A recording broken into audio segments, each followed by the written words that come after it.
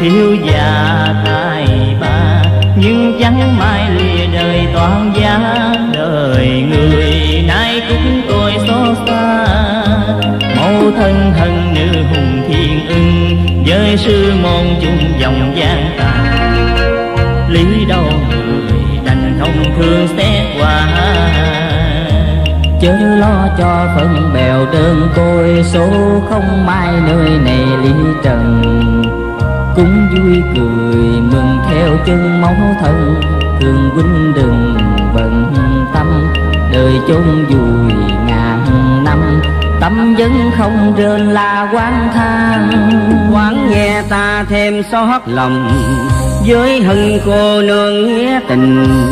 Để ta ra tay cứu giùm, phải chờ thời gian đến bình khăn. Mi sẽ thuyên giam